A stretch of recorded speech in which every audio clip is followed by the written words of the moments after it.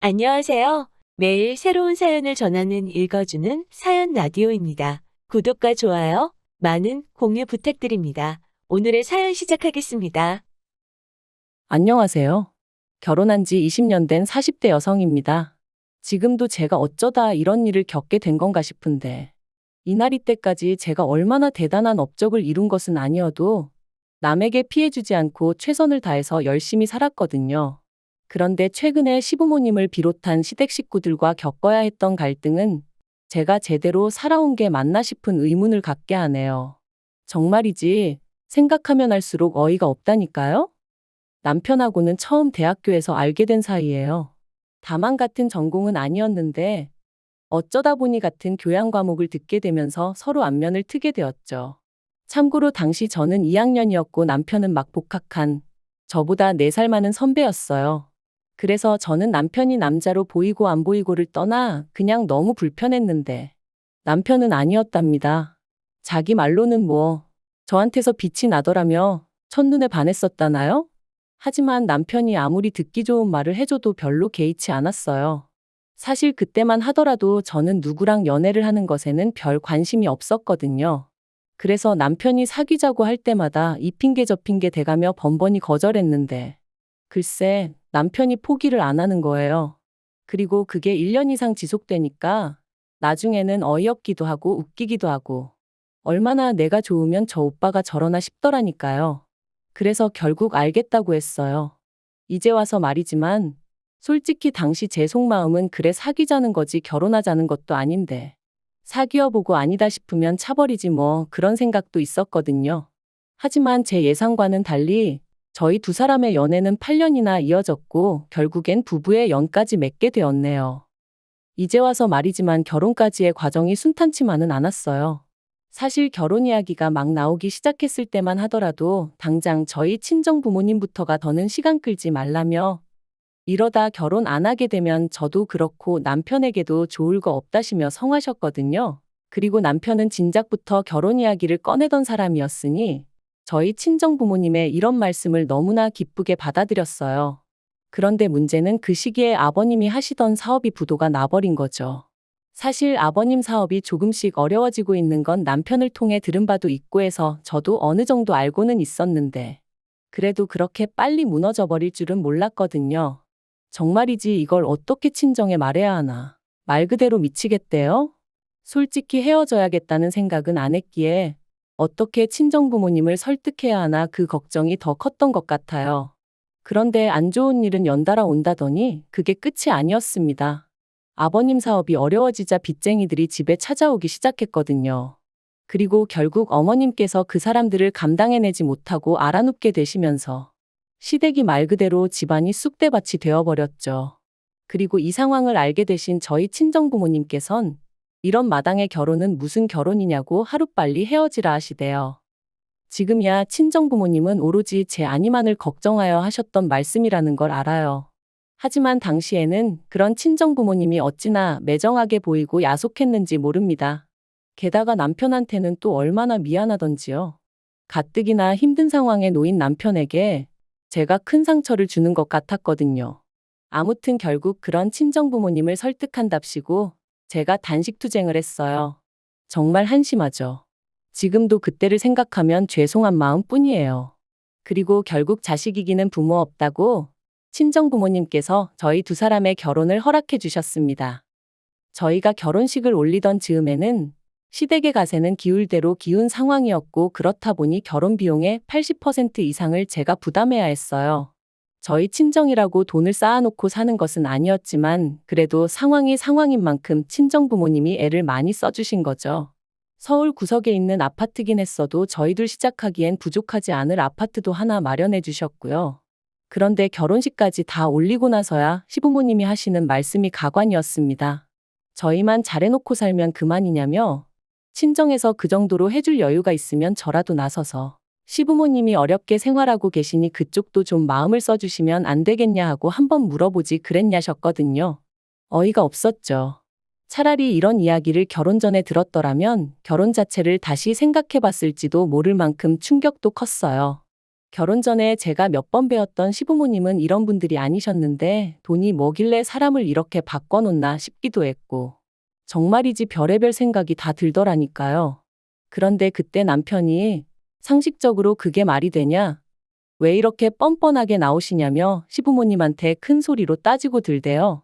사실 저희 남편이 워낙 순한 사람인지라 어려서부터 시부모님한테 제대로 한번 대들어 본 적도 없댔는데 그런 모습을 보니 그 와중에 믿고 살아도 되겠다는 생각이 들더라고요.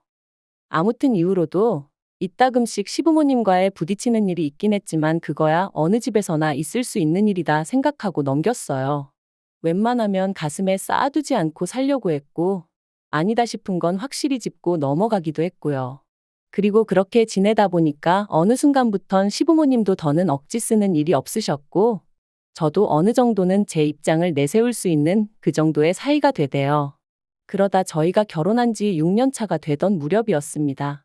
제가 육아 때문에 쉬다가 복직한 지 얼마 되지 않았을 때기도 했고요. 좀처럼 동네 분들하고 어울리는 일이 없으셨던 어머님이셨는데 하루는 당신도 꽃 구경이 가고 싶으시다며 동네 분들과 나들이를 다녀오시겠다는 거예요. 그래서 저는 잘 생각하셨다고 다녀오시라 했지요. 그런데 며칠 뒤 평소처럼 직장에서 일을 하고 있는데 어머님이 크게 넘어지셨다는 연락을 받았습니다. 놀라서 한달음에 병원으로 쫓아가니 끙끙 앓고 계신 어머님이 누워 계시대요. 어쩌다 넘어지셨냐니까 다른 사람들 걸음이 어찌나 빠르던지 그거 쫓아가다가 넘어지셨다는데 얼마나 속상했는지 몰라요. 그리고 의사가 하는 말이 원래도 관절이 안 좋으셨던 것 같다면서 이참에 수술을 받으시는 게 좋겠다더군요. 어머님도 수술만 받으면 날아다닐 듯 걸어다닐 수 있을 거라 생각하신 건지 받고 싶어 하시는 눈치셨고요. 그래서 제가 신우들에게 상의차 연락을 했는데 신우 둘 다 하는 말이 보험도 없는 양반 무슨 돈으로 수술을 시키냐입니다. 그러면서 노인네가 무슨 나들이는 나들이냐고 그걸 가라고 부추긴 제가 문제라는 식으로 몰아가는데 어이가 없었죠. 자기들은 어머님 모시고 어디 한번 가지도 않았으면서 제가 다 화가 나더라니까요. 그래서 돈 문제면 신경 쓰지 말라고 했어요. 사실 제가 저희 친정부모님 보험 들면서 시부모님 것도 들어놓고 있었거든요. 보험비야 그거 얼마 되지도 않았고 말한다고 신우들이 줄 것 같지도 않아서 그냥 제가 내고 있었고요. 한편 관절 수술을 받으신 이후로 어머님은 계단을 오르내리기를 무척 꺼려 하셨어요. 사시는 곳이 엘리베이터가 없는 빌라다 보니 외출을 하시려면 계단은 피할 수가 없었는데 말이죠. 병원에서도 재활을 위해서라도 계단으로 다니시는 게 좋다고 했지만 적응되기까지는 어쨌든 시간이 필요하기도 했고 그리고 그런 어머님도 어머님이지만 남편이 그런 어머님이 안쓰러워 안절부절 못하는 걸 보니까 제 마음이 너무 안 좋더라고요. 그래서 제가 결단을 내렸습니다. 그건 바로 시부모님을 아파트로 이사를 시켜드리는 일이었죠. 사실 시집 올 때 결혼 미천을 친정부모님이 대주시기도 했지만 그런 와중에 여자도 비상금으로 얼마는 들고 있어야 한다며 친정어머니가 따로 챙겨주신 돈이 있었어요. 그래서 그걸로 제가 주식을 좀 했는데 거기서 생각보다 수익이 좀 났었거든요. 그래서 그 돈에 남편과 제가 같이 모은 적금 그리고 시부모님이 당시 살고 계신 빌라의 보증금 전부 다 싹싹 끌어모으고 그래도 부족한 건 대출받으면 어떻게든 되지 않을까 싶더라고요. 그래서 남편에게 이야기를 꺼내니 남편이 어쩔 줄 몰라 하대요. 고맙다 하면서도 미안하다 그러고 미안하다 하면서도 몇 번이나 고맙다 하고 제 성격이 원래 마음먹은 건 빨리빨리 해치우는 편이다 보니 마음먹은 그날부터 열심히 발품눈품을 팔았습니다. 그래서 덕분에 세대수가 많지 않고 급매로 나온 아파트 하나를 찾긴 했는데 계약 직전에 대출을 조금이라도 줄여볼까 싶은 생각에 신우들에게 연락을 했어요. 아무리 그래도 자기들 부모님 모실 아파트를 마련하자고 하는 건데 얼마라도 보태겠지 싶은 기대도 솔직히 있었고요. 그런데 신우들 하는 말이 남편과 저희 둘이 낸 아이디어 아니냐며 그러니까 저희 둘이 알아서 하라대요. 자기들이 보기엔 시부모님 두 분이 빌라에서도 아무 문제 없이 잘만 지내시는데 저희가 괜히 일을 벌린다는 식으로 말하면서 말이죠. 내심 야박하다 싶었지만 왠지 치사스러운 마음에 저도 두 번은 안 물었습니다. 그러냐고 알겠다 하고 말았네요. 그리고는 어차피 이렇게 된 거 이러나 저러나 제가 집어넣은 돈이 제일 많으니 제 명의로 사서 살게 해드리자 그렇게 된 거였어요. 남편하고 공동 명의로 할까 싶기도 했는데 남편이 그냥 제 명의로 사라고 하더라고요. 그리고 그렇게 시부모님을 아파트로 모셨는데 두 분 다 그때까지도 명의에 대해서는 이런 방구도 없으시더니 갑자기 트집을 잡기 시작하셨어요. 집 사는데 당신들 전세 보증금도 들어갔으면 공동 명의를 했어야 하는 거 아니냐면서 제가 마치 두 분 전세 보증금을 가로챘다는 식으로 말씀을 하시더라고요. 너무 황당하고 어이가 없어서 그러면 처음부터 제가 이사하자고 했을 때 싫다 하시지 그러셨냐니까 그건 또 못 들은 척 하시고 결국 제가 그런 시부모님께 그럼 그 보증금 빼드릴 테니 다시 사시던 곳으로 돌아가시겠냐 물었습니다. 아니면 대출이고 뭐고 두 분이서 다 갚으시겠냐고 그러면 저는 제 돈 다 빼서 나가겠다고요. 그랬더니 그제서야 더는 입 딱 다무시고 명의 가지고 왈가왈부를 안 하시더라니까요. 물론 이후로도 다른 시시콜콜한 일들로 제 속을 긁으시기 일쑤였지만요. 한편 남편과의 결혼 생활은 어느새 안정기에 접어들어 여러 가지로 만족스러운 나날이었어요. 남편이나 저나 서로 싫다 하는 건 안 하는 성격이다 보니 서로 마음고생 시키는 일도 없었고 종종 주변에서 신혼이냐 물을 만큼 사이가 좋았답니다. 그런데 그런 남편이 올해 초 퇴근길에 신호등 건너다가 버스에 치여서 제대로 인사도 못하고 떠났어요. 앞으로 한 10년만 더 일하고 은퇴하자. 은퇴해서 우리 둘이 여기저기 여행 다니며 재밌게 살자. 그 무렵 남편이 입버릇처럼 하던 말이었는데 그렇게 허무하게 떠나더라고요. 인생 참 별거 없다 싶대요. 그러다 지난달이었습니다. 웬일로 시부모님도 그렇고 신우들까지 저더러 만나자고 하더라고요. 여러 가지로 정리를 좀 해야 하지 않겠냐면서 말이죠. 그리고 그때 직감적으로 돈 이야기를 하려는 건가 싶더라고요. 남편 생전에 시부모님 생활비 대부분을 저희가 담당했었거든요. 참고로 시부모님한테 저희가 100만 원, 신우 둘이 각자 25만 원씩 보내드리다가 남편 떠나고 나서는 제가 보내드리던 돈을 줄였습니다. 맞벌이에서 당장 외벌이가 된 것도 있었고 어쨌든 산 사람은 살아야 된다고 저도 저지만 미술 전공이던 딸의 수업료를 생각하면 어쩔 수 없는 선택이었죠. 그래서 50만 원만 보내드린다 말씀드렸고 아버님 어머님 두 분 다 수화기 너머로 목소리가 좋진 않으셨지만 알아서 하라고 하시대요. 그리고 솔직히 그 당시 저에게는 두 분 기분을 헤아려 드릴 만한 여력이 없기도 했고요. 아무튼 그렇게 약속 당일 시댁에 다 같이 모였는데 큰 신우가 먼저 저에게 할 이야기가 있다고 하더니 생각지도 못한 아파트 명의 이야기를 꺼냈습니다. 그리고 이어지는 말이 얼마나 어이가 없었는지 몰라요. 한다는 소리가 아들 일은 부모 마음이 오죽하겠냐 하더니 아버님 어머님 두 분 다 너무나 외롭고 헛헛해 하신다면서 이참에 두 분 살고 계신 제 아파트 명의를 두 분 명의로 바꿔드리면 안 되겠냐는 거예요. 그러면 하다못해 아들이 당신들한테 집이라도 해주고 떠났다 뭐 이런 위로를 받으실 수 있지 않겠냐면서 말이죠. 그리고 저는 그런 말도 안 되는 소리를 듣고만 있을 수는 없더라고요. 그래서 제가 비록 대출을 남편하고 같이 갚긴 했지만 그래도 제 명의인 아파트인데 명의를 바꿔드린다고 아버님 어머님이 위로를 받으신다니 뭔가 좀 말이 안 되는 것 같다고 싫다고 했네요. 그랬더니 그렇게 안 해주면 제가 언제든 두 분을 내쫓을 수도 있는 거 아니냐며 시부모님이 불안해서 어떻게 사시겠냐고 뭔가 믿고 의지할 만한 그런 게 있어야 할 거 아니냐대요. 그리고는 한다는 말이 걱정 말라며 시부모님 돌아가시고 나면 그 아파트는 다시 저에게 오게 해주겠다는데 솔직히 그 말을 어떻게 믿나요? 막말로 제 손 떠나고 나면 끝이잖아요. 그래서 그래도 싫다. 왜 일을 복잡하게 만들어야 하냐 하고는 거절했습니다. 그랬더니 신우 둘 다 우리 가족을 못 믿는 거냐며 길길이 날뛰는데 못 믿는 건 오히려 시부모님이나 신우들 아니냐 했네요. 제가 재혼이라도 할까봐 걱정되니까 제 아파트라도 어떻게든 가져가려고 그러는 거 아니냐고요. 그러자 신우가 시부모님 재산도 제가 다 가져갔지만 그래도 자기들은 아무 말도 안 했었다면서. 그런데 저는 그 말을 들으니까 우라가 치밀더라고요.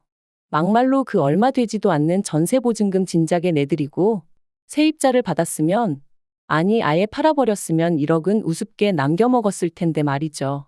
아무튼 어쨌든 제 딴에는 어떻게든 시부모님을 좀 더 편하게 계시게 할 생각이었는데 신우한테 그런 소리를 듣고 앉아있으니 내가 무슨 쓸데없는 짓거리를 했는가 싶었습니다. 그래서 마지막으로 대화를 나누고 2주 만에 시부모님한테 이사하실 집 알아보시라 했어요. 지금 살고 계신 아파트 사는데 보태셨던 두 분의 보증금도 제가 10원 하나 안 빼먹고 고스란히 돌려드릴 거니 그 돈에 맞춰서 이사하시라고 했죠. 그랬더니 이제 난리가 났어요. 신우들도 저더러 아무리 자기들 오빠가 죽었어도 그렇지 하루아침에 이렇게 나올 수가 있냐면서. 그런데 제가 느낀 건 남편 죽고 나서 오히려 저를 가족이 아니라고 선포한 건 시부모님과 신우들이었거든요. 하지만 더 황당한 건 그런 와중에 시부모님이 저를 상대로 생활비를 가지고 흥정을 하려 하셨다는 거예요. 이사를 갈 때 가더라도 생활비는 예전처럼 100만 원씩 보내라고, 그러지 않으면 하늘에 있는 당신들 아들이, 그러니까 저희 남편이 저를 용서치 않을 거라나요? 그리고 저도 이때는 눈에 뵈는 게 없었어요. 그래서 남편 죽고 며느리가 시부모 생활비 챙겼다는 얘기는 들어본 적이 없다고, 생활비도 이제 못 드린다 그러니 연락하지 마시라 그렇게 내질러 버렸죠. 그리고 이후로 변호사를 만났는데 변호사 말이 저더러 신경 쓸 거 하나 없답니다. 여러 가지 조건을 살펴봐도 제 명의로 된 아파트고 명의자인 제가 그럴 의사가 없는 한 시부모님이 제 아파트를 가로채는 건 가당치도 않은 일이라면서 말해요. 그리고 저희 딸도 이젠 제가 자기 할머니나 고모들한테 어지간히 시달리는 걸 눈치챘던 건지 자긴 상관없으니 엄마 하고 싶은 대로 해 그러더라고요. 그래서 결국 친정에 들어가서 사는 쪽으로 얘기가 되어가고 있어요. 남편하고 살던 아파트는 당분간 비워두고 어머님 아버님 사시는 아파트는 생각만 하면 한숨부터 나오는 게 지금 이사 안 가신다고 버티고 계시거든요. 일단 겨울은 계시게 해야 되나 싶기도 하고. 아무튼 내년 봄쯤에는 앞으로 전망이 어떻건 간에 그냥 팔아버리려고요. 솔직히 시작부터 받은 거 하나 없었어도 남편을 생각해서 시부모도 내부모다 생각하고 두 분 돌아가시는 날까지 며느리 도리는 다 하려고 했는데 저 혼자 한 약속이지만 지키지 못하게 된 현실이 남편을 생각하면 미안하고 그래요. 하지만 남편도 그곳에서 저를 이해해주고 있겠죠. 아무튼 당분간은 제 마음 추스리고 애만 보면서 살렵니다. 시댁 쪽은 생각도 하지 않으려고요. 긴 이야기 들어주셔서 감사합니다. 오늘의 사연은 여기까지입니다. 구독과 좋아요, 알람 설정해주시면 앞으로 더 좋은 사연으로 찾아오겠습니다. 감사합니다.